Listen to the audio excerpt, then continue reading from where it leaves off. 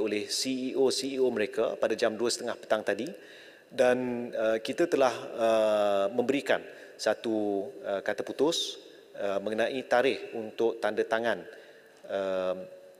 Share Subscription Agreement SSA yang kita harap dapat dilakukan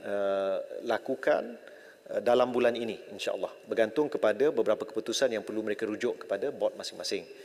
Dan mungkin ada soalan susulan. Ya, bila CEO DNB baru nak dilantik? Itu akan diumum oleh dari segi strukturnya, ia adalah di bawah MOF, ya, Kementerian Kewangan. Jadi saya serah kepada Kementerian Kewangan untuk uruskan. Ya. Baik. Last speaker, sikit ya. Yang Muhammad, saya dengar jawapan yang Muhammad tu daripada luar dengan hebat. Saya terima kasih. Tapi sekarang ni yang Muhammad ada sikit persepsi. Persepsinya ialah yang Muhammad ni macam mengugut orang lah, gunakan polis nak tangkap dan sebagainya. Padahal yang Muhammad ni seorang yang tidak wajar dikaitkan benda tu. Tapi sekarang kalau sebut Menteri Komunikasi, dia kata nanti dia ambil polis pergi tangkap. Jadi bagaimana nak hapuskan persepsi itu? Sekali-sekala ada persepsi bad boy, tak apa juga. Ya. Ya. Betul, terima kasih Yang Berhormat Arau. Saya hargai keprihatinan Yang Berhormat Arau terhadap persepsi umum kepada diri saya. Alhamdulillah, ya. Saya hanya menjalankan tugas selagi mana diperlukan, dan bagi saya yang paling penting tugas itu dijalankan. Termasuklah untuk menyiapkan isu 5G sehingga mencapai 80% bagi DNB. Insya-Allah kita setakat hujung September telah mencecah 70.2%. Insya-Allah menjelang hujung tahun kita akan capai 80%. Itu yang paling penting. Saya ingin sentuh satu perkara, Puan Ibu Ketua. Untuk makluman ahli-ahli yang berhormat, pada 23 hingga 25 hari bulan Oktober yang lalu, pihak MCMC telah membuka kaunter, ya, untuk aduan daripada ahli-ahli yang berhormat, dan alhamdulillah ramai ahli-ahli yang berhormat yang telah memanfaatkan untuk menyampaikan 56 aduan. Ya, itu baik. Kalau dibandingkan dengan bulan Mac, terdapat lebih 600 aduan. Jadi terdapat penurunan, dan alhamdulillah banyak daripada aduan yang telah dipanjangkan pada bulan Mac yang lalu telah bukan serba sikit, hampir kebanyakannya telah selesai. Tapi saya ingin pohon bantuan ahli-ahli yang berhormat kerana tempoh hari ada disediakan dossier. Ya, jadi kita telah siapkan dossier. Ini disebutnya ahli parlimen macang. Ya, boleh ambil dossier nanti dari saya. Ini juga ahli parlimen Marang, boleh ambil dossier. Kerana dalam dossier ini, dalam fail ini ada dinyatakan isu-isu perkara-perkara yang telah dicapai di kawasan parlimen masing-masing. Jadi insya-Allah nanti kita akan dengan Yang Berhormat Jelutong dah dapat. Ya, jadi terima kasih. Jadi manfaatkan sepenuhnya. Ya, dalam itu terkandung banyak maklumat yang berkait dengan kawasan parlimen masing-masing. Jadi insya-Allah ini antara perkara yang telah kita berjaya usahakan. Dalam mungkin minit-minit yang terakhir ini, saya ingin ambil kesempatan untuk nyatakan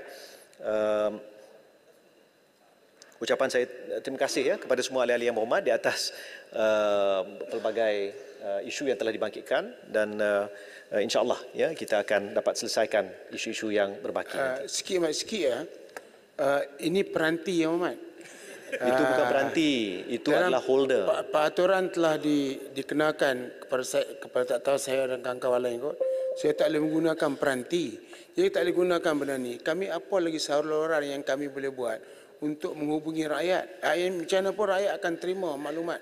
Tak ada masalah. Hari itu saya tengok Yang Berhormat pakai jadi Yang Berhormat boleh tak cakap daripada speaker supaya membenarkan peranti. Saya bukan untuk saya, untuk semua rakyat Malaysia. Sebab bila saya bercakap, rakyat nak dengar apa dia yang mereka cakap tu, saya sampaikan. Contohnya pasal KWSP, kemudian Yang Berhormat sebut pasal 3R, dan lain-lain lagi. Jadi saya nak sampaikan kepada rakyat. Jadi Yang Berhormat boleh tak berbincang dengan speaker tentang peranti ini, ya, sebab penggunaan 351 tu tak tepat untuk dikenakan kepada saya dan kawan-kawan. Tak boleh guna peranti. Sebab belah sana pun guna peranti, ya. Terima kasih. YB Menteri, the same tentang isu yang sama. Saya cuma nak ambilkan peluang ni untuk merakamkan ucapan terima kasih kepada pihak RTM kerana telah menyediakan live stream yang amat baik untuk parlimen ni, yang mana saya pun tengok HD yang ada dekat internet, dan saya rasa ini harus diteruskan dan mungkin diperbaiki lagi. Terima kasih. Terima kasih Yang Berhormat Bangi, terima kasih Yang Berhormat Arau. Saya ambil maklum ya tentang perkara ini. Jadi apapun kepada semua saya bagi peringatan setiap 7.59 setiap malam akan diterbitkan segmen Biar Betul ya, di mana kita akan pilih apa fitnah hari ini. Alamak ulangan tak ada. Ya, biar betul supaya yang sampai kepada rakyat itu adalah betul-betul dan benar ya, sebenar-benarnya. Sekian, terima kasih. 36 tu sangkaan buruk tu. Terima kasih Menteri Komunikasi dan Digital. Sekarang saya jemput Yang Berhormat Menteri Luar Negeri.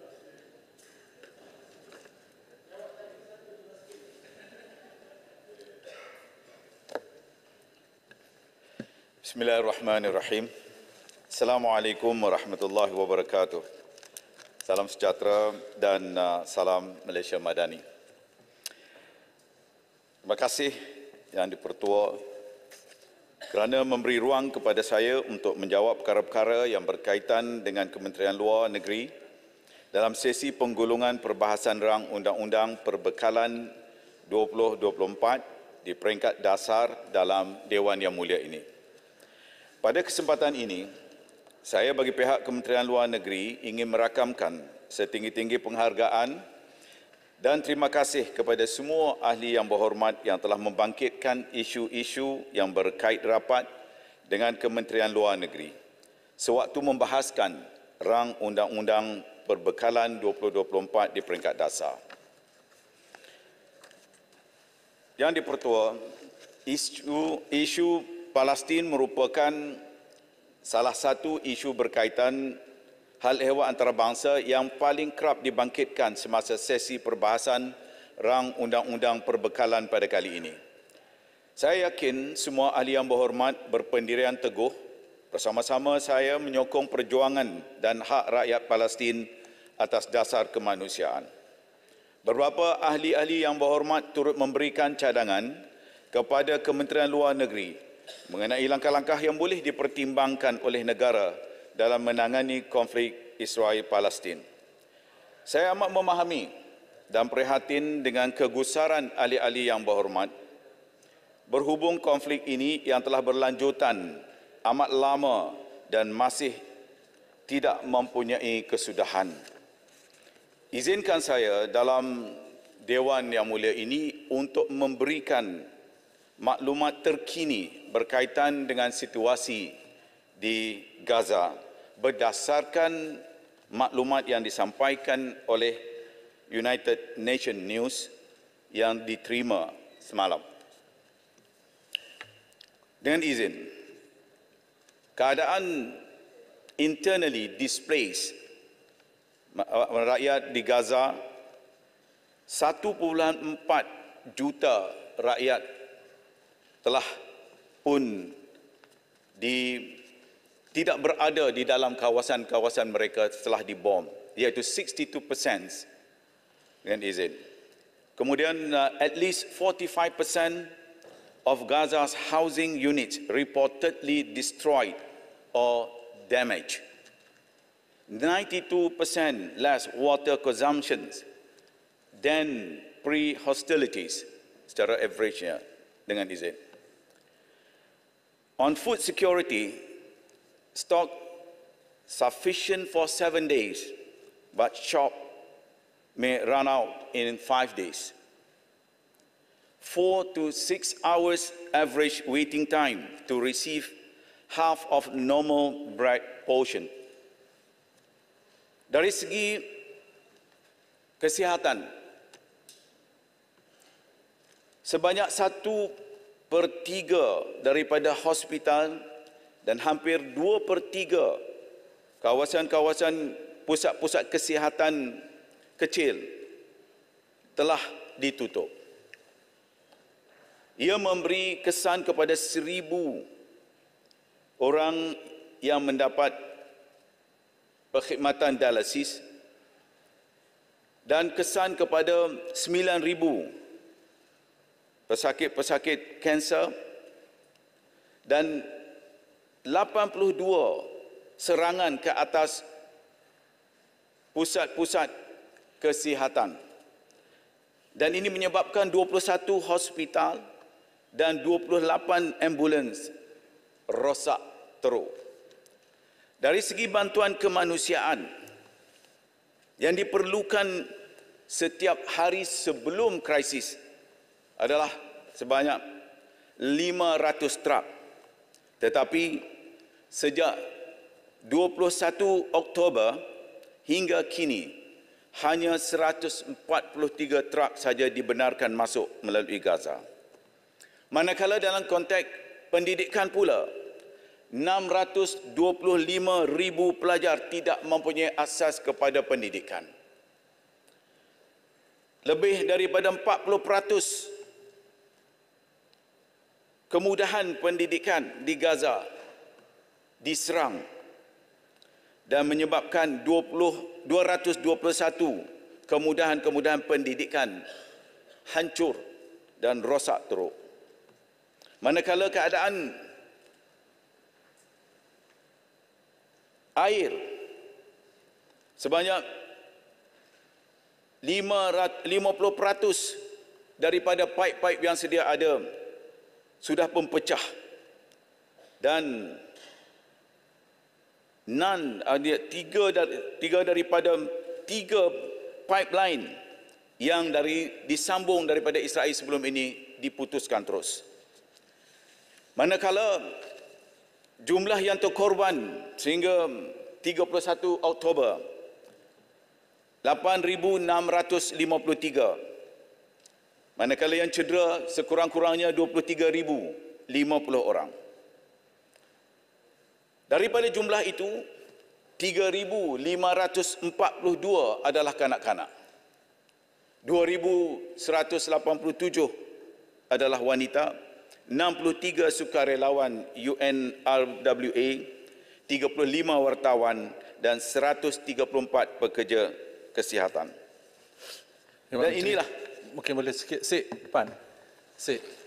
Ya. Imam Menteri, terima kasih di atas maklumat terkini berkaitan krisis kemanusiaan kita di Gaza. Soalan saya, bagaimana Wisma Putra melihat untuk kita membantu dari segi bantuan kemanusiaan yang kita boleh hantar melalui truk-truk yang sekarang ini banyak yang queue panjang di Rafah border itu. Jadi sebenarnya apa halangan yang kita hadapi? Sama ada halangan itu direct langsung daripada Israel ketika dia memberi warning untuk mengebom truk-truk ini, ataupun halangan dari pihak Mesir itu sendiri yang menjaga sempadan Rafah itu. Dan kita lihat ada negara-negara yang sudah standby dari segi truk-truk bantuan itu, termasuk perubatan dan sebagainya. Adakah juga Wisma Putra melihat kita juga dalam maksud kita nak membantu dan nak beri tekanan kepada Israel ini bahawa kita bersedia masuk dengan bantuan-bantuan kita langsung ke wilayah Gaza ini? Terima kasih. Saya ada jawapan itu, tapi tak apa. Saya jawab terus soalan yang ditanya berkaitan dengan kesulitan yang dihadapi itu. Saya ingin tegaskan di sini, pertama dari segi kerjasama yang diberikan oleh pihak berkuasa Mesir, begitu baik sekali. Dalam pertemuan yang amat berhormat Perdana Menteri dan saya berada bersama, beliau memberi komitmen yang kuat. Apa yang terjadi seperti yang kita ikuti dalam berita ialah pengeboman yang dilakukan di kawasan Rafah juga. Di peringkat awal 2 minggu yang lalu, apabila mereka mengetahui bahawa usaha-usaha berterusan daripada masyarakat antarabangsa untuk menghantar bantuan-bantuan itu, dan di kawasan laluan di sebelah Israel itu telah dibom dan menyebabkan pihak berkuasa Mesir terpaksa membuat kerja-kerja untuk memastikan supaya laluan itu dapat dibuka dengan baik bagi membolehkan truk-truk itu bergerak daripada kawasan Rafah menuju ke kawasan Israel. Dan inilah yang antara yang menjadi masalah sehingga sekarang ini. Selain daripada itu juga, seperti yang kita sedia maklum, hanya bilangan yang terhad saja dibenarkan. Ada kalanya sekitar 14 truk, ada kalanya hanya 15, ada dibagi sampai 20. Tetapi gitulah yang dimainkan sehingga menyebabkan kesukaran untuk proses untuk membawa masuk barang-barang yang diperlukan itu. Jadi dari segi bilangan itu ditentu oleh pihak Israel sendiri ataupun dari pihak berkuasa Mesir yang di pihak sana. Kerana akhirnya kita akan membawa masuk itu ke sana. Jadi jumlah yang ditentukan bukan daripada pihak Mesir. Kalau ditanya pihak Mesir, dia mahu saja bawa terus sebab dari segi panjangnya yang waktu kita lihat waktu kita di sana tu diberikan gambaran itu. Ya, ditunjukkan gambar-gambar bagaimana panjangnya keadaan terak-terak yang berada. Saya kira beribu ya daripada pelbagai negara dan agensi bantuan. Lantaran itulah kita terus berusaha untuk memastikan supaya bantuan-bantuan itu dapat disegerakan. Dan kerana ia mempunyai pelbagai masalah, termasuk juga barangan-barangan yang dihantar itu, ia memerlukan pada suhu-suhunya, ya untuk makanan kanak-kanak, bantuan-bantuan perubatan sebagai contoh. Ya, dia tidak boleh hanya terbiar begitu saja. Dia perlukan refrigerator yang tertentu pada kadar suhu yang tertentu, kerana dia memberi satu tekanan yang hebat kepada masyarakat antarabangsa ini untuk terus menekan Israel bagi membolehkan bantuan-bantuan itu diberikan. Silakan. Terima kasih Menteri, terima kasih Speaker. Kalaulah jalan darat di mananya truk-truk nak masuk ni beratur nak masuk sedangkan disekat, tidak adakah cara daripada bantuan melalui udara? Ini daripada antarabangsa lah ya, antarabangsa untuk bantukan sebab saya punya pengalaman apa tsunami dan sebagainya kan. Maknanya they drop daripada atas. Tapi kena ada persefahaman antarabangsa yang daripada segi kemanusiaan memahamkan pihak Israel jangan dia pula tembak bantuan makanan dan perubatan itu. Dengan izin, that's the ideal proposals. Ya, kita pun setuju kalau sekiranya kalau ruang itu dibuka, ruang udara itu dibuka bagi membolehkan penghantaran, itulah sebaik-baiknya. Tapi itu tidak terjadi. Yang berlaku ialah bukan hanya penghantaran makanan, tetapi penghantaran bom-bom yang berterusan di bumi Gaza. Terima kasih, Yang Berhormat Menteri. Saya mendengar dengan teliti tadi huraian Yang Berhormat Menteri tentang lebih 8,000 nyawa telah terkorban. Kehancuran berlaku di Gaza, dibom dan sebagainya. Soalan saya sepanjang yang berhormat sedar mengetahui, adakah satu option di kalangan negara-negara OIC, negara-negara Arab, termasuk juga Malaysia, memikirkan satu option sewajarnya, iaitu tindakan ketenteraan ke atas rejim apartheid Zionis Israel ini. Adakah hanya sekadar usul-usul resolusi saja, humanitarian bantuan kemanusiaan saja, sedangkan rakyat Gaza, rakyat Palestin diinyai, ditindas, dizalimi sedemikian rupa. Terima kasih. Kita membuka pelbagai option, tapi seperti mana yang berhormat pun sedia maklum, pendekatan untuk di peringkat ini ialah meneruskan diplomatic pressure dengan izin. Kerana kita perlu menggunakan dengan pelbagai saluran, termasuk juga perkembangan yang terkini, bagaimana di negara-negara barat sebagai contoh sudah mulai membuka ruang-ruang itu, memberikan ruang kepada masyarakat Palestin, dan mereka juga turut membicara dalam naratif mereka yang sebelum ini langsung tidak diberikan ruang itu. Jadi dalam erti kata yang lain, kita gunakan segala kesempatan dan juga ruang diplomatik untuk kita selesaikan masalah ini. Ya, Mohon Menteri, izinkan saya untuk mencelah. Saya baru baca berita berkenaan dengan cadangan Israel untuk mendesak Mesir membuka sempadannya agar 2 juta lebih rakyat Gaza dapat masuk ke Mesir untuk menyelamatkan diri. Dan Israel kata proposal ataupun cadangannya ialah mereka nak pujuk World Bank, Bank Dunia untuk membiayai, menanggung hutang Mesir.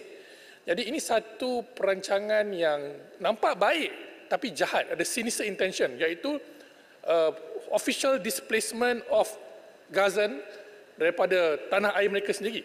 Jadi ini satu penjajahan bentuk baru menggunakan hutang negara asing. Jadi apakah posisi kita? Kita dah tahu dalam UN, PBB yang Muhammad Menteri, usul gencatan senjata dah ditolak. Walaupun ada non-binding. Jadi apa posisi Malaysia dalam soal humanitarian ini, nak menyelamatkan nyawa orang Gaza ni? Apakah kita akan bersetuju refugees, pelarian ini dibawa ke Mesir atau bagaimana? Kalau itu kita mengalah, maknanya kita mengalah menyerahkan Gaza bulat-bulat kepada Israel. Jadi apa pandangannya Mak Menteri? Dan itulah salah satu perkara yang dibincangkan oleh Yang Amat Berhormat Perdana Menteri bersama dengan Presiden apabila kita mengemukakan apa masalah yang sebenarnya. Dalam konteks Israel, dia mengambil pendekatan ini untuk displace these people, kemudian diletakkan sampai dia ke kawasan Sinai. Dan ini kita tahu bahawa dia merupakan satu perancangan besar for Greater Israel, dengan membolehkan mereka masuk di kawasan itu, mereka kosongkan di kawasan Gaza dan masyarakat akan ditekan, hantar ke kawasan yang lain dan dia akan menyebabkan berlakunya satu lagi kisah pelarian yang berlaku sejak tahun 1948. Lantaran itulah Malaysia telah menyatakan dengan sejelas-jelasnya di OIC sebagai contoh, saya telah menyampaikan ucapan saya bahawa kita tidak bersetuju dengan langkah-langkah yang cuba dilakukan ini kerana ia mempunyai kesan yang sangat besar terhadap nasib di rakyat di Gaza itu. Kerana this is another form, dengan izin, another form of displacement, dispossession yang dilakukan oleh rejim Tel Aviv ini. Terima kasih, Terima kasih Speaker, terima kasih Menteri. Sudah tentu the tides are changing. Yang kita dengar dan kita tengok semakin ramai, semakin banyak negara-negara Eropah, kalau bukan kerajaannya, rakyatnya dia turun jalan raya untuk menyatakan sokongan dan solidariti kepada rakyat Palestin. Tetapi dari segi state actors di benua Eropah, lantang dari hari pertama perkara ini mula timbul, misalnya Espanyol, misalnya Ireland, kita nampak usaha yang sangat gigih oleh pihak Wisma dan juga pihak kerajaan Malaysia untuk engage dengan OIC dan hasrat usaha itu memang syabas dan tahniah. Tapi saya rasa ada sedikit kelompokan dari sudut pandangan usaha kita untuk engage the European state actors yang dah tunjuk lantang perkara ini. Apakah pandangan, apakah usaha sekarang dan juga dalam tempoh masa yang singkat di hadapan kita untuk engage, misalnya menjemput mereka untuk hadir bersama dalam APEC special, kalau ada special session, ajak mereka mai, ajak China mai, ajak negara-negara yang dah putuskan perhubungan dengan Israel untuk duduk sekali for global action. Terima kasih atas soalan yang ditanya. Dan itu adalah antara merupakan beberapa pendekatan yang dilakukan oleh Malaysia. Bukan hanya kita engage dengan kalangan OIC, tetapi juga kita turut engage dengan yang bukan daripada OIC, termasuk daripada G77 sebagai contoh. Anggota-anggota NAM, dan yang terkini kita cuba untuk engage dengan pemimpin-pemimpin daripada Eropah. Saya contoh sebelum ini 2 minggu yang lalu, saya berinteraksi dengan Guterres sebagai contoh. Saya cakap dengan dia, menyampaikan, lepas tu begitu juga dengan Joseph Borrell di EU, menyampaikan pandangan dan mereka menunjukkan rasa simpati mereka yang sangat mendalam. Sebagai contoh dalam pertemuan saya, dalam hubungan saya, conversation saya dengan Joseph Borrell, beliau begitu jelas menyebutkan bahawa dia kata dari segi pandangan kami di EU ini sangat simpatetik, simpati dengan keadaan yang berlaku di Gaza. Tapi apa yang berlaku ialah presiden kami itu, presiden EU yang begitu pro-Israel. Dan yang terkini, ingin saya sebutkan kepada Dewan, ialah hari ini Perdana Menteri Belanda berada di Malaysia dalam lawatan rasmi beliau. Petang tadi, saya mengiringi Yang Amat Berhormat Perdana Menteri dalam perbincangan dua hala, kemudian diikuti dengan pertemuan empat mata. Yang Amat Berhormat Perdana Menteri menyampaikan perkara ini secara jelas kepada Mark Rutte. Dan apabila beliau mendengar penjelasan daripada Malaysia, beliau juga menyatakan pendirian bahawa mulai sejak seminggu dua ini kecenderungan Barat itu mulai berubah. Dan antara lain yang disebutkan oleh beliau, ketika mana berlakunya krisis ini, dalam minggu yang pertama, 2/3 daripada rakyat Belanda menyokong tindakan yang dilakukan oleh Israel. Tetapi, apa yang berlaku perkembangan terkini, 2/3 pula daripada rakyat Belanda menyokong rakyat Palestin. Dan ini yang berlaku. The engagement itu perlu kita teruskan. Kita jangan putus asa kerana kita tahu bahawa antara tempat-tempat yang mempunyai kuasa mempengaruhi seperti di Amerika, seperti di Eropah dan juga di Latin America. Dan hari ini kita mulai melihat pelbagai negara, satu persatu negara di Latin America mulai menyatakan pendirian mereka menentang rejim Israel yang melakukan penganiayaan yang berterusan. Ya, terima kasih Menteri. Saya nak sebutkan juga, mungkin Menteri tak sebut secara khusus tadi, bahawa antara negara tersebut adalah Bolivia. Bolivia telah putuskan hubungan diplomatik dengan Israel semalam. Ya, itu semalam. Kemudian kerajaan Chile telah panggil balik duta dia di Israel. Jadi ini satu petanda yang jelas menunjukkan bahawa makin banyak negara-negara yang protes bantah terhadap apa yang berlaku. Cumanya saya rasa dengan apa yang berlaku ke atas Malaysia, apabila kita diberikan dimasye ni, 3 kali dimasye dan terpaksa duta besar Malaysia di Amerika Syarikat menjawab dimasye tersebut, apakah ada saranan tindakan daripada Malaysia pula untuk memanggil duta-duta yang negara-negara yang menentang resolusi PBB yang telah dibuat baru-baru ini? Apakah kita ada cadangan untuk melaksanakan perkara tersebut? Saya setuju dengan Ledang. Menteri. Saya pun setuju. On the same note, yang disebutkan oleh Menteri tadi berkenaan dengan sentimen di bawah di Eropah dan juga tindakan dan percakapan hujah-hujah yang disampaikan oleh Ursula von der Leyen, iaitu Presiden European Union. Adakah pihak Wisma telah menghantar nota bantahan atau telah menyatakan jelas bantahan kita terhadap apa yang telah berlaku kepada duta besar European Union? Okay. Saya mohon sekali terus. Terima kasih dan terima kasih Menteri. Terima kasih atas penjelasan yang diberikan oleh Yang Berhormat Menteri. Saya ada 2 soalan. Pertama berkenaan dengan bahasa yang difahami oleh pihak yang bersekongkol dengan Israel, iaitu boycott, divest dan sanction. Apakah dasar kerajaan kita untuk meneruskan dan membuat langkah yang lebih tegas dari segi ekonomi untuk memboikot, divert dan sanction dengan negara-negara yang menunjukkan penentangan kepada hak asasi manusia yang sangat tidak berperi kemanusiaan ini? Itu yang pertama. Yang kedua, terdapat juga makluman tentang refugee daripada UNHCR yang merupakan warga Palestin yang berada dalam negara kita.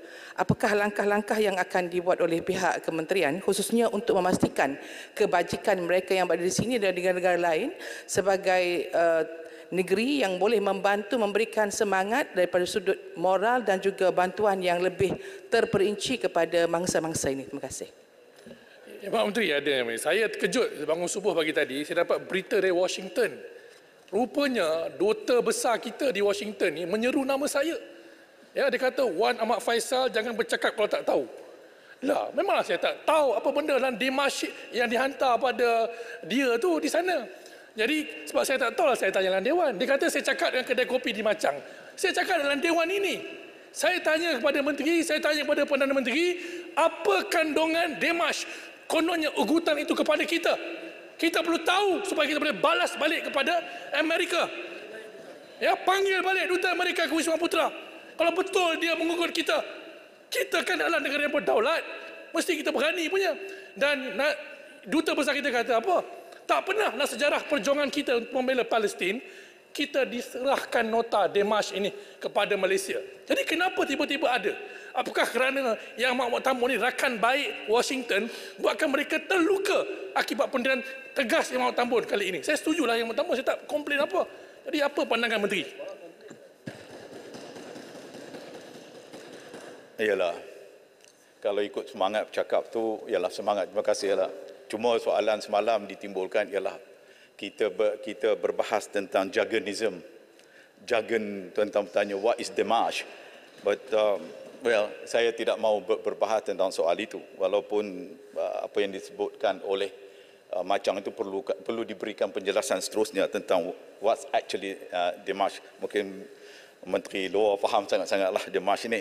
Demarche ini adalah bahasa Perancis.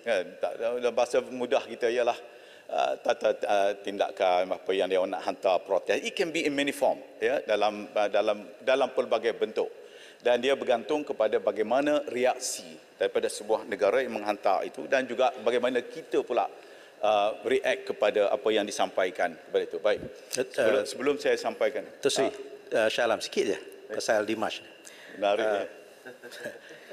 Semalam mantan Menteri Luar Datuk Sri Syed Ahmed Albar, Tan Sri Syed Ahmed Albar ada menyatakan, ada memberi komen tentang Dimash ini, notes ini. Dia kata kalau sekali dihantar itu mungkin itu perkara biasa. Tetapi bila dia kata sampai 3 kali dihantar oleh Amerika Syarikat pada kita, 2 ke di sini kementerian dan 1 ke duta di Washington, mana itu sudah merupakan satu threat. Ini kenyataan Tan Sri Syed Ahmed Albar yang sangat berpengalaman dan luar ini dan pernah pun mengendalikan isu-isu Palestin sebelum ini.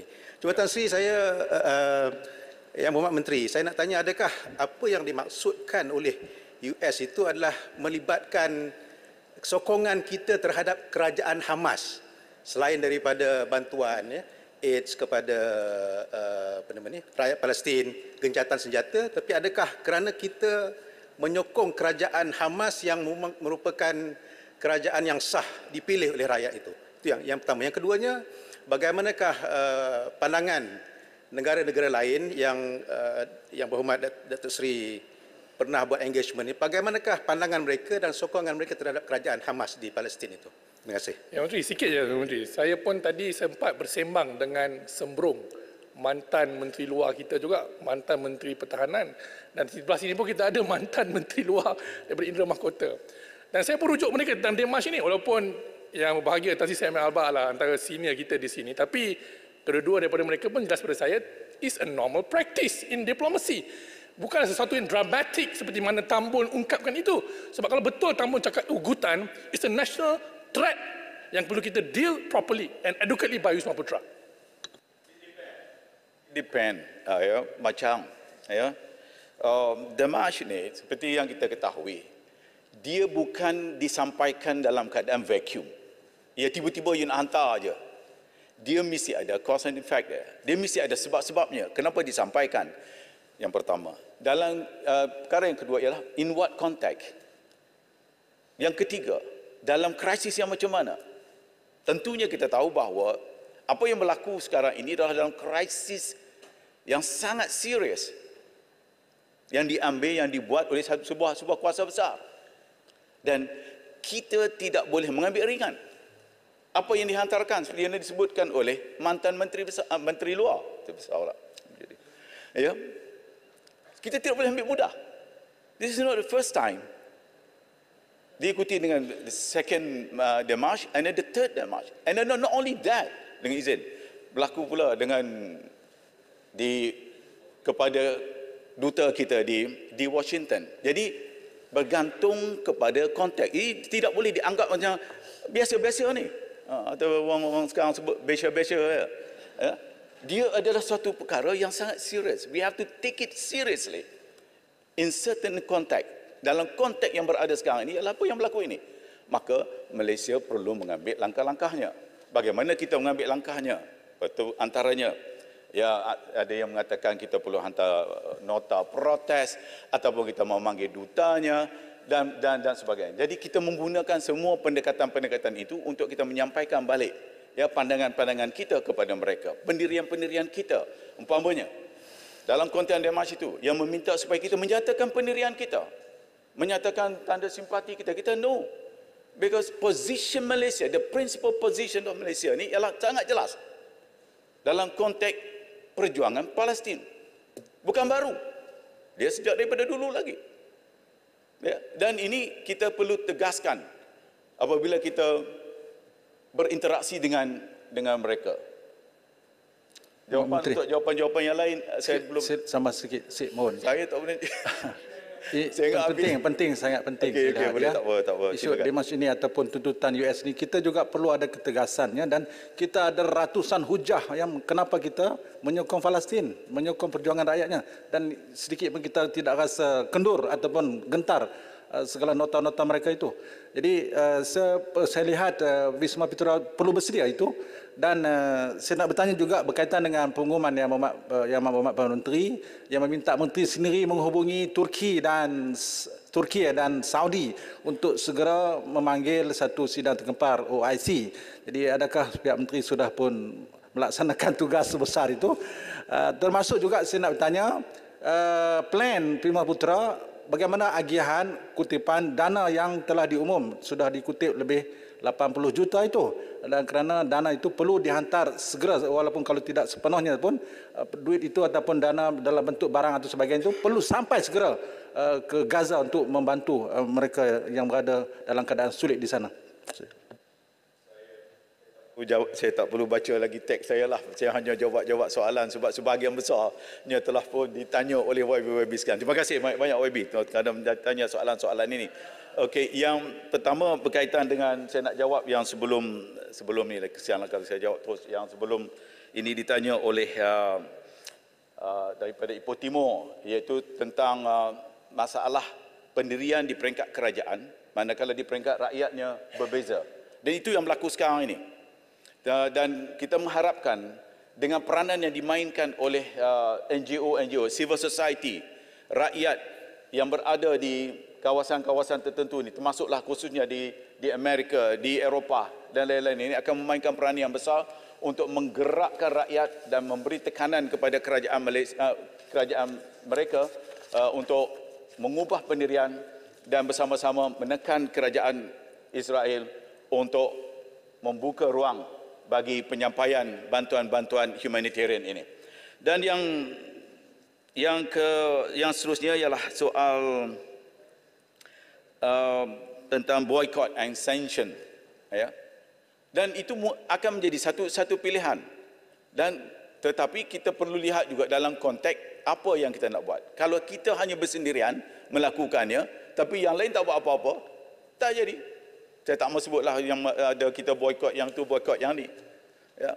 Ada suara yang kata suruh boykot yang ni kerana dia memberi bantuan kepada sana. Tapi dia perlukan kesungguhan daripada semua pihak dan termasuk juga dalam konteks pelbagai negara, sebagai contoh dalam konteks OIC, apa yang perlu dilakukan, ya, dalam konteks sanction dan boykot ini perlu dilakukan dengan secara sistematik dan bersama.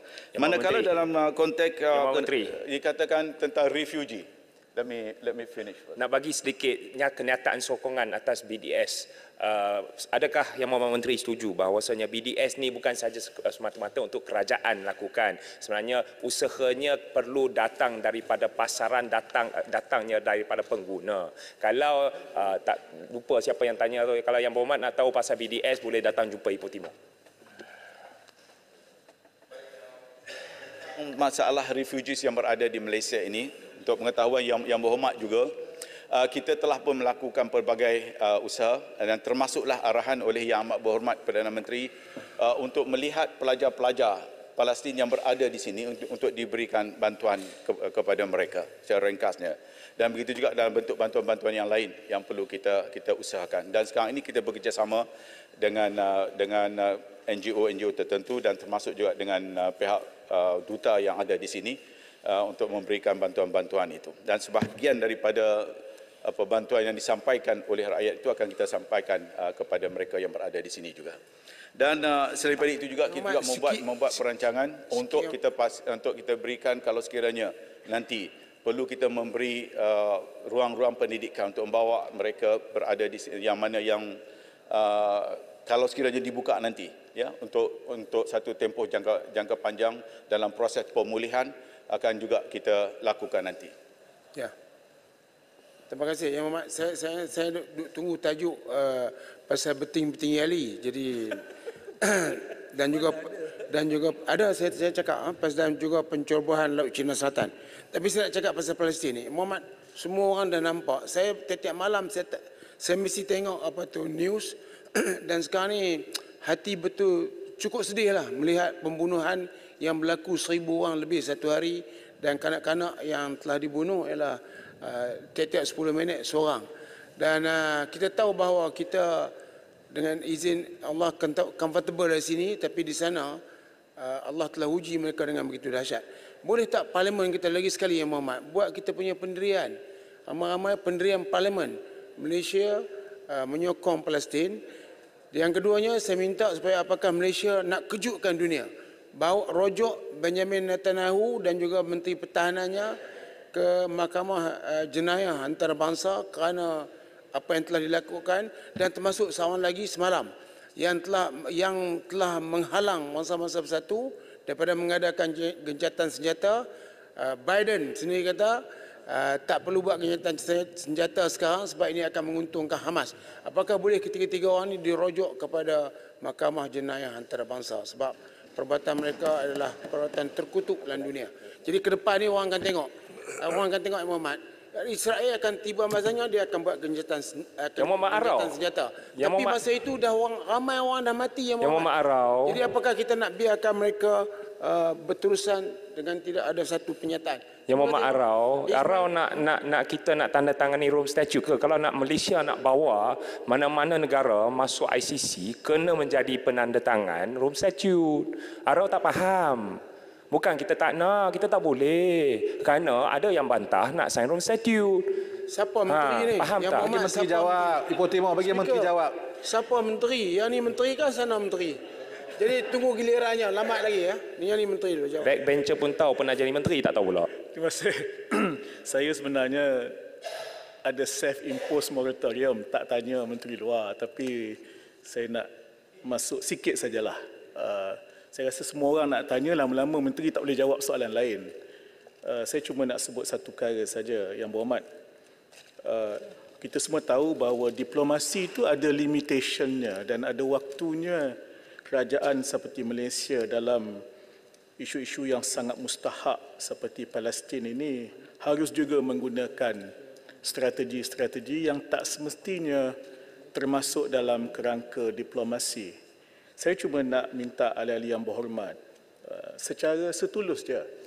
Sebab saya kenal sangat Wisma Putra dan pegawai-pegawai kita profesional.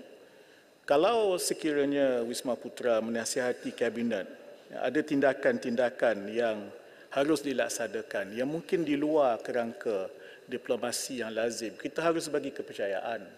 Dan jangan pula kita tuntut menteri kena jelaskan dalam dewan ni, mati menteri kalau dia jelaskan dalam dewan.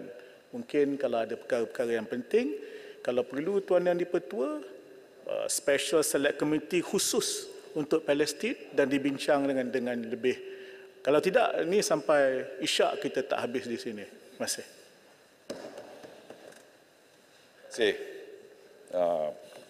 Mantan Menteri Luar yang turut memberikan pandangan beliau. Beliau tahu apa yang perlu dijelaskan kepada umum, ada yang tidak perlu. Kita sebab untuk menjaga beberapa langkah-langkah kerahsiaan dan sebagainya.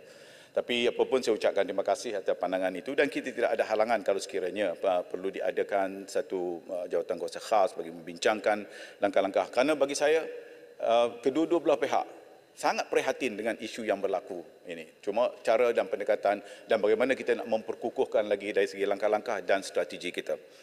Dan bagi menjawab soalan-soalan yang lain termasuk daripada YB Sik tadi, dia memang aktif daripada awal, memang sebelum berlaku ni lagi pun 2-3 bulan sudah dia berjumpa dengan saya langkah-langkah yang perlu dibuat. Ya, saya memberi ruang itu kepada YB untuk kita lakukan secara bersama dan termasuk dalam konteks yang disebutkan sama ada saya telah pun melaksanakan tugas saya.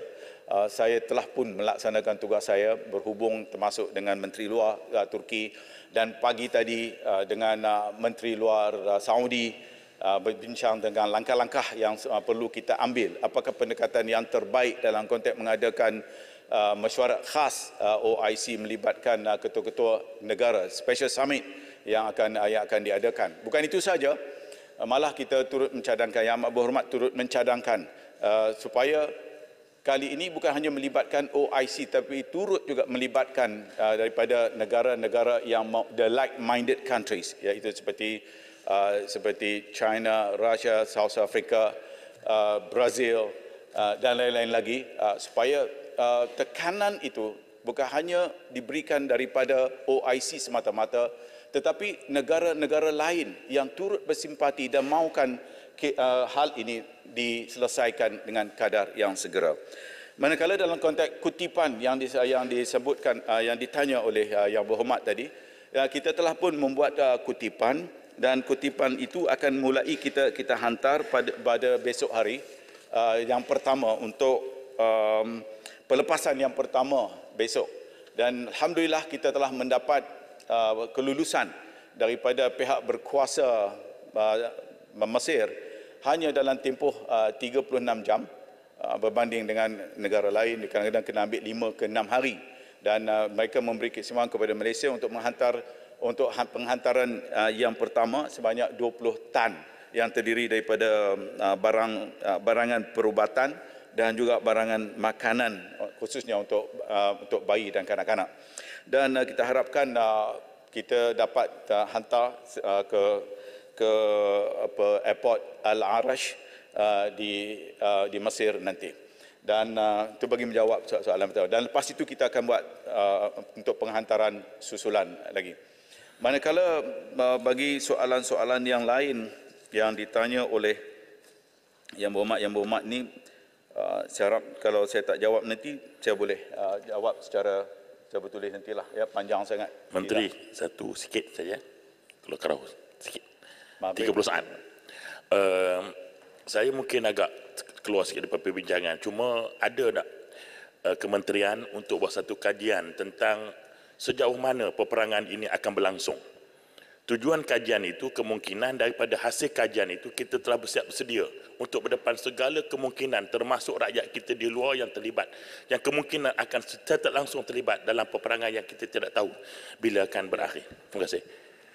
Kita memang membuat jangkaan-jangkaan ini sebab kita tahu bahawa peperangan ini khususnya apabila berlakunya ground invasion atau incursion, bermakna perang itu kita jangkakan dia akan berpanjangan.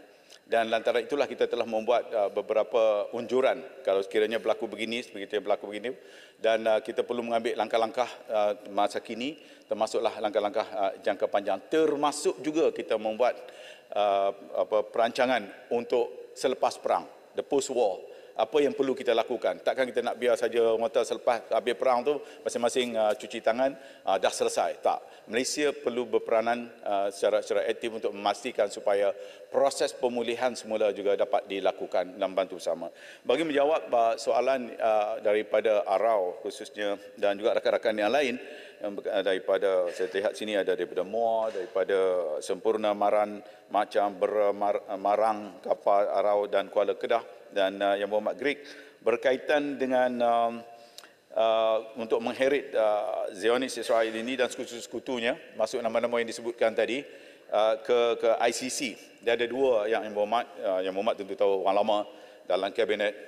Tentunya Yang Berhormat boleh membezakan di antara ICC dan ICJ. ICJ, of course, kita tahu bahawa siapa saja yang menjadi anggota PBB dengan sendirinya dia berada di dalam ICJ. Manakala dalam ICC dia bergantung sama ada kita ratify menjadi yang tersenarai dalam Rome Statute ataupun tidak. Malaysia tidak berada dalam Rome Statute.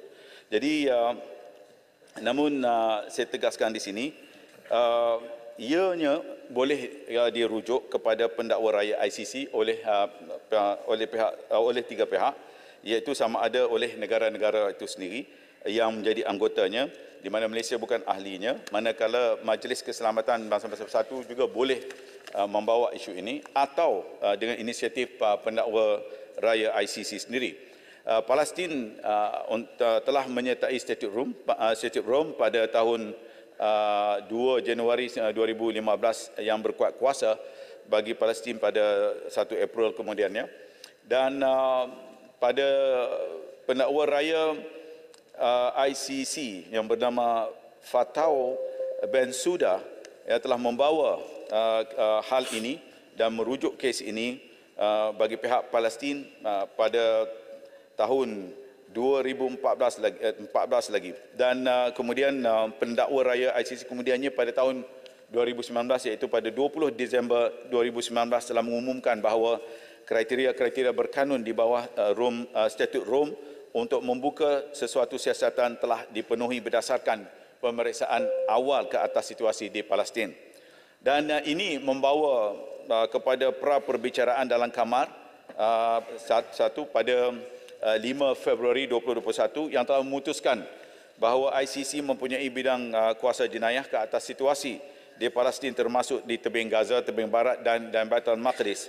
Dan hasilnya pada 3 Mac 2021 pendakwa raya ICC telah mengumumkan untuk membuka siasatan ke atas dakwaan jenayah dalam situasi di Palestin yang berlaku sejak tahun 2014. Dan yang terkini pada 17 Oktober 2023 pejabat pendakwa raya ICC Karim Khan mengesahkan bahawa ICC mempunyai siasatan yang masih berjalan berkenaan situasi di Palestin. Justru sekali lagi saya ingin tegaskan bahawa situasi Palestin sudah pun dalam proses siasatan ICC. Untuk makluman yang berhormat sekalian, situasi Palestin di ICC ini pernah disusuli oleh Pertubuhan Kerjasama Islam OIC semasa mesyuarat Majlis Menteri-Menteri Luar OIC ke-49 pada Mac yang lalu, dan negara anggota OIC telah sepakat menerima pakai resolusi nombor 1 Palang 49 bertajuk On the Cause of Palestine yang antara lain mengalu-alukan tindakan perundangan termasuk keputusan oleh pendakwa raya ICC untuk membuka siasatan ke atas jenayah perang yang berlaku di wilayah Palestin. Dalam yang lain-lain itu saya telah turut juga menjawab berdasarkan kepada soalan-soalan yang ditimbulkan. Saya pergi terus kepada isu treaty laut yang dibangkitkan oleh Arau. Saya mula nak padam, saya tengok Arau tak ada tadi, tapi Arau dah ada, saya jawab di hadapan Arau. Berkenaan isu Treaty Laut Sulawesi yang dibangkitkan oleh Yang Berhormat Arau, saya maklum pelbagai pihak telah memohon agar kerajaan mendedahkan atau menyahklasifikasikan isi kandungan treaty tersebut. Sekali lagi saya ingin menjelaskan di sini bahawa disebabkan oleh proses ratifikasi, sehingga Yang Berhormat pun sedia maklum dengan proses-proses kita ketika mana kita membuat saya makan ratifikasi, ada proses-prosesnya yang berbeza oleh kedua-dua negara. Dokumen-dokumen tersebut masih belum boleh dikongsi kepada umum. Bagi Malaysia, proses ratifikasi merupakan proses eksekutif iaitu melalui Jemaah Menteri.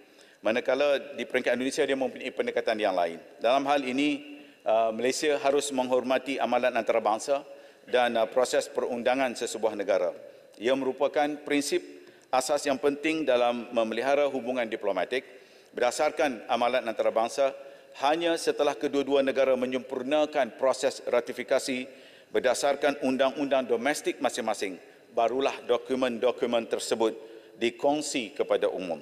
Saya juga ingin sekali lagi menegaskan di sini, seperti mana yang telah dijelaskan berkali-kali melalui kenyataan akhbar Kementerian Luar Negeri bertarikh 20 Jun 2023 maupun semasa sidang media mengenai isu yang diberikan pada 15 Ogos 2023 bahawa kawasan atau pensepadanan maritim yang dipersetujui di dalam Treaty Laut Sulawesi langsung tidak melibatkan kawasan yang disebutkan sebagai ambalat.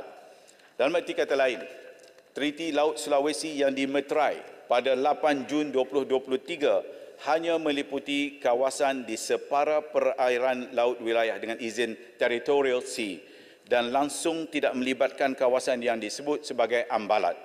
Malaysia dan Indonesia komited untuk meneruskan rundingan bagi melengkapkan jurang dari tikas air surut atau dengan izin low water line ke titik permulaan sempadan batas laut wilayah yang dipersetujui dan juga bagi menetapkan garis sempadan dari tikas air surut ke dengan izin East Pillar Intertidal Area yang dikira sebagai pensepadanan darat di antara Malaysia dan Indonesia secara menyeluruh selewat-lewatnya pada Jun 2024. Kerajaan sentiasa mengambil berat, berhati-hati dan seimbang dalam membuat sebarang keputusan yang melibatkan isu kedaulatan Malaysia termasuk isu berhubung pensepadanan maritim negara.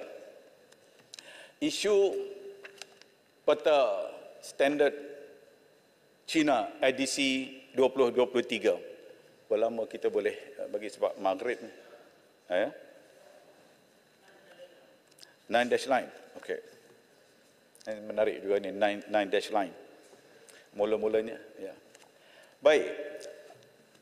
Begitu juga dengan isu yang dibangkitkan oleh Yang Berhormat Libaran di sini dan termasuk rakan-rakan yang lain mengenai tindakan Malaysia terhadap penerbitan peta standard China edisi 2023 oleh Kerajaan Republik Rakyat China seperti yang telah dijelaskan oleh Yang Berhormat Timbalan Menteri Luar dalam penggulungan Kementerian ke atas perbahasan kajian separuh penggal rancangan Malaysia ke-12 pada 19 September 2023 yang lalu. Malaysia tidak pernah mengiktiraf tuntutan China di Laut China Selatan berdasarkan peta 9 garis atau 9 dash line map, konsep 4 SHA atau 4 SHA konsep atau mana-mana peta yang diterbitkan oleh Kerajaan Republik China yang meliputi kawasan maritim Malaysia.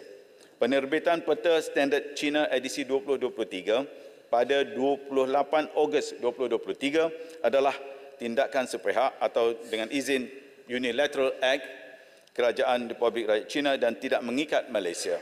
Kerajaan Malaysia telah mengeluarkan kenyataan media berhubung pendirian Malaysia yang tidak mengiktiraf tuntutan China di Laut China Selatan seperti yang digariskan dalam peta standard China edisi 2023 yang meliputi kawasan maritim Malaysia. Laut China Selatan merupakan isu yang kompleks dan sensitif dan ia perlu dikendalikan secara aman dan rasional berdasarkan undang-undang antarabangsa termasuklah Konvensyen Undang-Undang Laut Pertubuhan Bangsa-Bangsa Bersatu atau dengan izin United Nations Convention on the Law of the Sea 1982. Kerajaan Malaysia juga telah mengemukakan bantahan diplomatik kepada China dan dengan tegas menolak tuntutan kedaulatan, hak kedaulatan dan bidang kuasa China ke atas fitur maritim atau maritime feature dengan atau kawasan maritim di Laut China Selatan yang meliputi kawasan maritim Malaysia berdasarkan peta baru Malaysia 1979 kerana ia tidak konsisten dengan undang-undang antarabangsa termasuk KUUL 1982. Pendekatan Malaysia terhadap isu Laut China Selatan. Dalam hal ini, Malaysia kekal komited untuk menyelesaikan isu-isu berkaitan Laut China Selatan secara konstruktif menggunakan forum dan saluran diplomatik yang sesuai. Kementerian Luar Negeri akan terus menyuarakan pendirian tegas Malaysia berhubung isu Laut China Selatan di platform-platform yang berkaitan bagi memastikan kedaulatan, hak kedaulatan dan kepentingan negara akan terus kekal terpelihara. Antara usaha serantau untuk memastikan keamanan, kestabilan dan mengelakkan ketegangan di Laut China Selatan, negara-negara ASEAN dan China juga telah memeterai dengan izin Declarations on the Conduct of Parties in the South China Sea pada 4 November 2002. Selaras dengan persefahaman di bawah DOC tersebut, negara-negara ASEAN telah mengambil pendekatan dengan izin self-restraint dan memastikan tindakan-tindakan yang diambil dan aktiviti-aktiviti yang dijalankan di Laut China Selatan tidak meningkatkan ketegangan di perairan tersebut. Buat masa ini, negara-negara ASEAN dan China sedang merundingkan dengan izin Code of Conduct in the South China Sea atau COC. COC dilihat sebagai satu kod tata cara untuk mengelakkan konflik dan ketegangan di Laut China Selatan. Ianya adalah tanpa prejudis terhadap tuntutan wilayah dan maritim negara masing-masing. Dalam melaksanakan rundingan COC tersebut, Malaysia sentiasa memastikan bahawa COC yang akan dirundingkan tidak sekali-kali mengetepikan kedaulatan dan hak kepentingan negara. Seterusnya. Yang Muhammad, penjelasan sikit ya. Boleh. Di antara sebab China menuntut hak Laut Cina Selatan sebab laut ini ada perkataan China. Jadi kata Laut Cina Selatan, jadi ada perkataan China. Saya telah menghantar dulu masa jadi menteri kepada pentadbir peta dunia bahawa laut ini sebenarnya ialah North Malay Sea, Laut Melayu Utara. Jadi apakah tindakan yang telah diambil terhadap cadangan tersebut? Sebab apa? Alasan kenapa dimasuk 9 dash line dengan izin Tuan Betul ialah kerana namanya Laut Cina Selatan. Dia kata hak Cina lah. Jadi dengan itu, saya kata okey, dengan itu kita tukar kepada North Malay Sea. Sebab dia di utara Kepulauan Melayu. Terima kasih. Dan tengok kalau ada cadangan daripada Yang Berhormat yang berkenaan. Tetapi dalam konteks Laut Cina Selatan, saya fikir Arau pun faham bahawa yang disebut sebagai 9 dash line ini bukanlah merupakan satu benda yang baru yang telah pun berlaku sejak sejarahnya. Dia mempunyai sejarah yang tersendiri ketika mana wujudnya dua republik, iaitu the People Republic of China dan Republic of China. Satu yang berada di Taiwan, satu lagi yang berada di tanah besarnya. Yang begitulah akhirnya apa yang berlaku selepas Perang Dunia Kedua, dan China membuat tuntutan-tuntutan yang tertentu daripada 11 jadi 10, kemudian dan 11 jadi 9, kemudian itu sekarang ini yang terbaru dinaikkan satu lagi menjadi 10 dash line, termasuk yang dibelah di atas Taiwan tu. Dari Taiwan daripada satu kawasan dinaikkan ke satu kawasan lagi. Ini mempunyai sejarah yang sangat panjang kerana ia bukan hanya berkaitan dengan apa yang kita bincangkan ini. Ini bermula daripada satu sejarah pertentangan di antara dua partai, iaitu Kuomintang dan juga dengan pihak satu lagi. Dan inilah apa yang berlaku. Ya, Yang Menteri, sikit. Sebenarnya saya buat dissertation saya berkenaan dengan Chinese Geostrategic Investment lah di Malaysia, tapi itu saya buat masa dulu. Cuma saya nak tanya kepada Yang Menteri, sebenarnya kalau kita lihat 9 dash line yang China tutup ini, dia selari dengan apa yang Amerika cadangkan ataupun rumuskan, iaitu first island chain, second island chain, berkenaan dengan military strategy Amerika, anti-access area denial di Laut Cina Selatan. Dan kita pun tahu ketika ini dari segi diplomasinya kita ada Indo-Pacific Framework. Dan ini Malaysia pun terlibat sama. Jadi bagaimana kita nak yakinkan China jangan tuntut benda ni, sebab kita tidak akan membantu apa-apa saja perkara yang Amerika mahu dari segi membuatkan proxy war di rantau kita. Kita lihat aggressiveness of Amerika punya foreign policy pada Filipina, latihan tentera dan sebagainya. Jadi ini mengundang kepada China lebih agresif menuntut 9 dash line ini. Jadi kita perlu selesaikan dilema China ini tentang komitmen Malaysia tidak bersetuju dengan apa saja bentuk dasar yang memberi ancaman kepada China di Laut Cina Selatan. Terima kasih. Terima kasih. Itulah antara perkara yang terkandung di dalam DOC dan COC. COC belum diratify lagi kerana masih di peringkat sekarang ini, tak silap saya, di peringkat the third reading of the draft. Ya, dan tetapi dalam konteks DOC yang telah pun ditandatangani pada 2002 yang lalu, antara perkara-perkara kandungan yang sangat penting ialah berkaitan dengan komitmen daripada semua parti yang terlibat untuk bersama-sama bersetuju dengan perkara-perkara yang asas. Antara yang kita sebutkan tadi ialah self-restraint. Ini antara China dengan ASEAN. Dan sangat penting ini kerana China adalah merupakan neighbor yang dekat.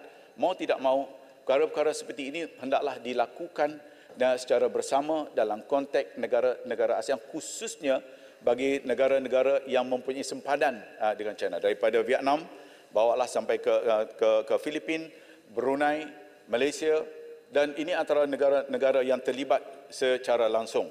Dan termasuklah komitmen antara lain freedom of navigation, kerana kita tahu bahawa kawasan itu merupakan antara kawasan yang paling sibuk selain daripada Selat Melaka. Dan hal-hal inilah yang ditekankan dalam konteks DOC, dan kita jangkakan dalam konteks COC nanti pun Code of Conduct ini adalah merupakan salah satu daripada hasil yang akan membolehkan antara pihak ASEAN, pihak Malaysia dan juga pihak China bersetuju dengan perkara-perkara bagi mengelakkan to de-escalate the situation di kawasan yang berkenaan. Terima kasih. Boleh saya teruskan? Yang dipertua. Isu sindiket penipuan pekerjaan di luar negara. Khususnya, saya ingin ucapkan terima kasih kepada YB Julutong. YB Julutong, terima kasih. This is the first time responding to your question. Dengan izin, yang berhormat Kuantan, yang berhormat Keluang, yang berhormat Tanjung Manis, atas keprihatinan tentang perkembangan isu penipuan pekerjaan di luar negara yang lebih dikenali sebagai job scam. Dan Kementerian Luar dan perwakilan diplomatik Malaysia di luar negara sentiasa memandang serius dan bekerjasama rapat dengan agensi yang berkaitan di bawah jawatan kuasa khas atau task force job scam termasuk polis diraja Malaysia bagi menangani isu ini. Antara usaha dan bantuan konsular yang diberikan termasuk mengesan keberadaan mangsa dengan kerjasama pihak berkuasa tempatan. Setakat 7 Oktober 2023, kedutaan-kedutaan besar Malaysia di Bangkok, di Phnom Penh, di Vientiane, Yangon dan 5 telah menerima sejumlah 695 laporan mengenai warga negara Malaysia yang menjadi mangsa sindiket jenayah penipuan tawaran pekerjaan di luar negara. Dari jumlah tersebut, 508 orang telah berjaya diselamatkan dengan 496 orang telah dihantar pulang ke Malaysia. Baki seramai 12 orang yang lain sedang ditahan di depo tahanan sementara menunggu proses pengusiran pulang dan 187 orang lagi masih sedang dikesan. Kes terbaru iaitu 43 mangsa sindiket jenayah penipuan tawaran pekerjaan bagi menjalankan Macau scam di Peru.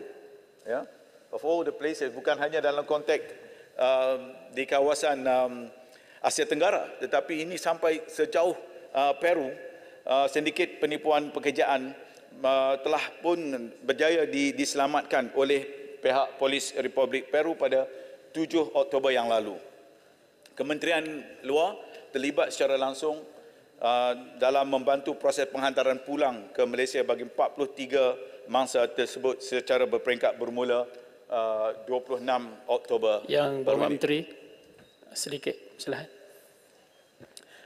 Terima kasih di atas tindakan yang kes di Kuantan yang berlaku pada tempoh hari. Cuma dari segi kitanya nak tahu dia meninggal dalam tahanan immigration, apakah langkah yang telah pihak kerajaan lakukan untuk pembelaan ahli keluarganya lah, sama ada dari tuntutan, insurans ataupun sebagainya. Terima kasih Menteri. Oleh Yang Berhormat ialah keadaan yang kes yang menimpa saudara Muhammad Izzat, ya. Dan kita tahu beliau adalah merupakan antara mangsa pemberdagangan manusia di Myanmar dan pihak Malawakil juga sedang membuat kerjasama dengan pihak Myanmar sedang, dan kita tahu bahawa keadaan di Myanmar dari segi hubungan kita sekarang ini ada sedikit masalah, namun berkat daripada hubungan kita lakukan itu dan melalui kerjasama yang dibuat secara langsung dan tidak langsung telah berjaya mengeluarkan beliau, seperti mana Yang Berhormat telah pun bertemu dengan saya dan alhamdulillah akhirnya kita dapat keluarkan beliau. Dan langkah seterusnya kita akan cuba dapatkan lagi maklum balas berkaitan dengan sebab musabab. Tapi di peringkat awal kita dimaklumkan bahawa beliau mempunyai masalah kesesakan nafas dan kemudian ialah berakhir begitu saja. Namun kita telah minta kepada malawakil kita untuk sama-sama melihat perkara ini secara lebih teliti lagi. Menteri, terima kasih di atas penerangan dan penjelasan berkenaan dengan isu scam melibatkan pekerja-pekerja di luar negara di mana mereka telah ditipu. Cumanya saya cuma ingin tanya, apakah langkah-langkah yang bakal diambil oleh kementerian sama ada satu one-stop center akan diwujudkan apabilanya ada satu makluman ataupun suatu pemeriksaan yang akan dibuat oleh kementerian. Kalau saya ingin pergi bekerja di Cambodia ataupun di Peru atau di negara-negara yang terlibat, bukan saja sekadar menggunakan pasport yang mungkin sudah ada, tetapi langkah-langkah lain yang boleh diambil oleh kementerian bersama-sama dengan agensi-agensi jabatan-jabatan lain untuk memeriksa sama ada benar atau tidak kerja itu wujud untuk pastikan bahawa warga negara Malaysia tidak terkandas dan ditipu di luar negara. Terima kasih.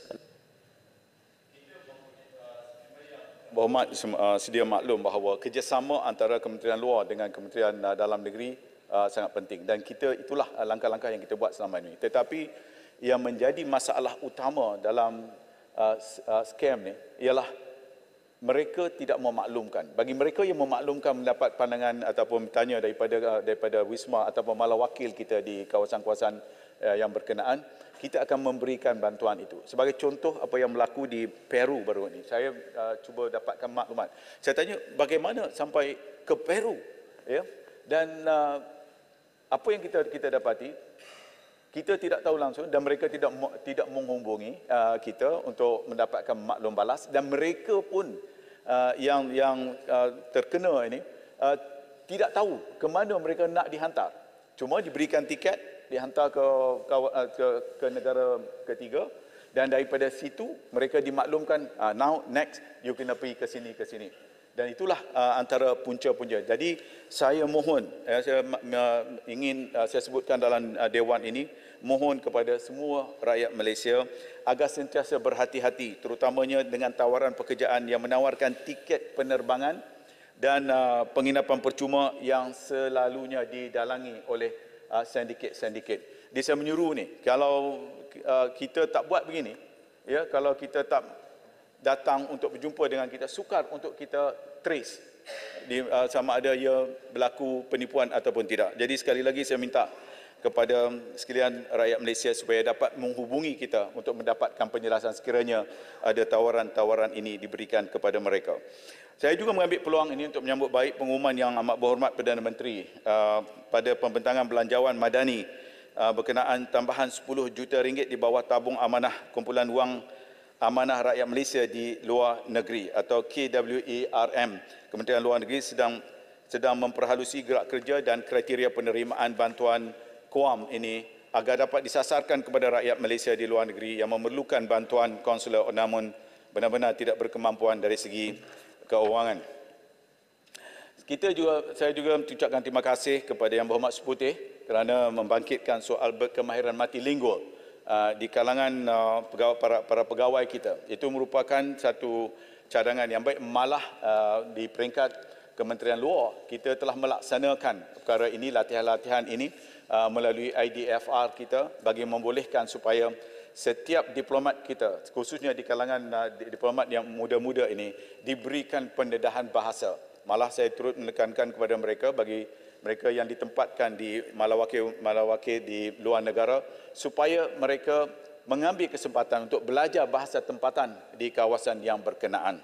Jadi kita telah memberikan juga penekanan dari segi pakar dalam bidang khusus mereka, iaitu atau subject matter expert yang memerlukan pemahaman kepada bahasa-bahasa yang berkenaan. Sebagai contoh, kalau nak tahu tentang sesebuah negara, China sebagai contoh, you must be able to converse in Mandarin. Kalau tidak, susah dia nak faham dari segi budaya dan sebagainya. Demikianlah juga dalam konteks Sepanyol sebagai contoh. Banyak orang kita tidak perasan bahawa bahasa Sepanyol ada antara bahasa yang dituturi dengan begitu luas sekali di seluruh dunia, termasuk kalau di Amerika the second language adalah bahasa Sepanyol. Baik, saya terus pergi ke itulah saya ucapkan terima kasih.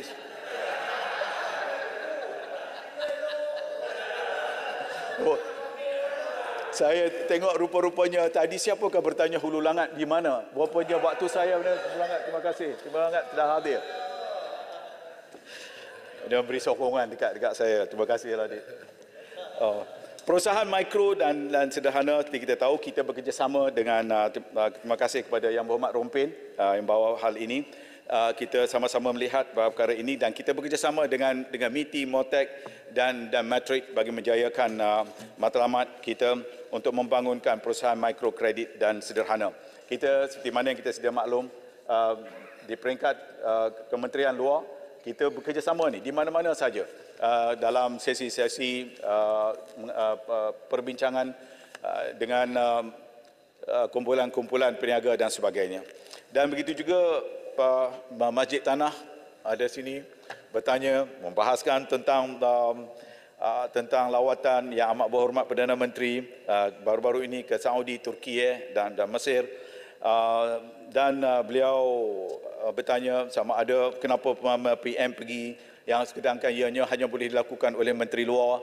Ya, saya fikir yang amat berhormat Perdana Menteri telah pun menjelaskan kenapa beliau berada di sana, jadi saya tak perlu berdebat lagi soal-soal itu. Saya ingat ianya telah pun dijelaskan kerana yang amat berhormat berada di menghadiri ASEAN Summit, ASEAN GCC Summit, dan dalam masa yang sama beliau juga mengambil kesempatan untuk berada untuk menyampaikan mesej pendirian Malaysia berkaitan dengan Palestin dan juga termasuklah dan mengadakan perbincangan-perbincangan untuk membawa pelaburan ke negara kita. Jadi banyak benda yang dibincangkan, saya turut berada bersama-sama dalam perbincangan itu dan alhamdulillah nampaknya imej Malaysia, harapan kepada Malaysia daripada pemimpin-pemimpin yang ditemui oleh Yang Amat Berhormat begitu tinggi sekali. Dan mereka memberikan weightage yang baik kepada negara kita secara keseluruhannya. Kemudian soalan yang berkaitan daripada Yang Berhormat Tumpat tadi ada, iaitu tentang persediaan Malaysia sebagai pengurusi ASEAN tahun 2025. Dan saya juga ingin mengambil kesempatan ini bahawa tahun 2025 ini Malaysia akan menjadi pengurusi ASEAN. Dan tahun itulah yang akan menjadi tahun yang sangat menarik kepada Malaysia sebab sepanjang tahun biasanya kalau Indra Mahkota sedia maklum bagaimana apabila sebuah negara menjadi pengurusi ASEAN sepanjang tahun negara itu akan sibuk dengan kehadiran pemimpin-pemimpin dunia. Itu yang pertama. Dan dalam pertemuan mesyuarat sidang kemuncak ASEAN GCC yang baru lalu di Riyadh, keputusan telah juga diambil untuk meminta supaya mesyuarat ASEAN GCC diadakan setiap 2 tahun dan Malaysia dipilih untuk menjadi tuan rumah pada tahun 2025 untuk yang keduanya. Dan alhamdulillah kita doakan pada tahun 2025 itu akan memberikan satu impak yang besar kepada negara kita. Dan akhir sekali yang berhormat Tuan Yang Dipertua, izinkan saya membaca penutupnya. Silakan. Penutupnya very simple. Baca ya. Sebab saya tengok kita perlu maghrib depan ni. Kementerian Luar merupakan peneraju dan pelaksana dasar luar negeri Malaysia yang mempertahan dan mengetengahkan atau dengan izin protect and promote kepentingan Malaysia di persada antarabangsa. Dalam hal ini, saya ingin merakamkan setinggi-tinggi penghargaan kepada Yang Amat Berhormat Perdana Menteri merangkap Menteri Keuangan di atas pengiktirafan yang diberikan kepada Kementerian Luar Negeri. Keprihatinan Yang Amat Berhormat Perdana Menteri kepada Kementerian Luar Negeri nyata dengan peningkatan peruntukan belanja mengurus sebanyak 13.24% dan belanja pembangunan sebanyak 29.86% berbanding tahun 2023. Dan ini menandakan bahawa Malaysia sedang mengarah kepada aktif diplomasi. Peningkatan ini akan membantu kementerian untuk mempergiatkan penglibatan dengan lebih aktif dan efektif di pelbagai platform antarabangsa dan dapat mempercepatkan proses penambahbaikan infrastruktur perwakilan-perwakilan diplomatik Malaysia di serata dunia. Ia juga akan membantu kementerian untuk memberikan perkhidmatan yang dengan lebih cekap terutamanya kepada rakyat Malaysia di luar negara. Kementerian Luar Negeri dan seluruh warga Wisma Putra memainkan peranan yang amat penting dalam memperjuangkan kepentingan negara di persada antarabangsa. Cabaran yang dihadapi dalam melaksanakan tugasan dan tanggungjawab yang diamanahkan adalah amat berbeza, terutama mengambil kira keperluan untuk bertindak balas terhadap perkembangan global yang dinamik dan tidak menentu tanpa mengenal waktu siang dan malam. Pada masa yang sama, interaksi antara pegawai-pegawai kerajaan yang bertugas di perwakilan diplomatik Malaysia dengan rakan sejawat mereka di luar negara juga memerlukan pendekatan yang berbeza-beza dengan mengambil kira amalan, budaya dan norma tempatan. Ini adalah penting supaya usaha-usaha yang diambil adalah efektif dalam memelihara kepentingan negara serta mengukuhkan lagi hubungan diplomatik dan kerjasama dengan negara-negara berkaitan. Ini tidak termasuk lagi pegawai-pegawai yang ditempatkan di negara-negara yang berisiko tinggi dari segi ketidakstabilan politik dan keselamatan. Oleh yang demikian, sistem sokongan yang padu dan menyeluruh adalah amat penting supaya kementerian ini dapat melaksanakan tanggungjawab dengan lebih cekap dan berkesan. Sebagai contoh, kementerian perlu menangani masalah bangunan pejabat dan kenderaan rasmi kerajaan di luar negara yang telah usang dan tidak mencerminkan aspirasi negara untuk menjadi sebuah negara maju yang disegani dan berwibawa di persada dunia. Pada masa yang sama, kebajikan para pegawai termasuk emolumen, allowance dan kemudahan juga perlu diberi perhatian dan ditambah baik. Di samping itu, bagi menjaga kebajikan penjawat awam Kementerian Luar Negeri, kemudahan-kemudahan allowance sara hidup luar negeri akan dipertimbangkan oleh pihak kerajaan dalam sistem saraan baharu perkhidmatan awam kelak. Dalam pada itu, Kementerian Luar Negeri juga akan meneruskan perbincangan dengan Jabatan Perkhidmatan Awam JPA dan kementerian serta agensi lain yang terlibat bagi mengkaji kepentingan pegawai-pegawai kementerian yang berkhidmat di luar negara. Sebelum mengakhiri penggulungan, saya ingin sekali lagi merakamkan ucapan terima kasih dan penghargaan kepada ahli-ahli yang berhormat yang telah membangkitkan isu-isu penting yang berkait rapat dengan kementerian ini. Kementerian menyambut baik semua cadangan dan saranan daripada ahli-ahli yang berhormat dan yakin bahawa input-input dan cadangan-cadangan bernas tersebut akan membantu menyerlahkan lagi martabat Malaysia di peringkat antarabangsa dan usaha-usaha yang ditunjukkan oleh yang berhormat kita dapat membangunkan semula imej Malaysia dengan ungkapan to make Malaysia great again. Sekian, terima kasih. Dengan ucapan penutup Menteri Luar Negara, ahli-ahli yang berhormat, mesyuarat hari ini ditangguhkan sehingga jam 10 pagi hari Khamis 2 November 2023.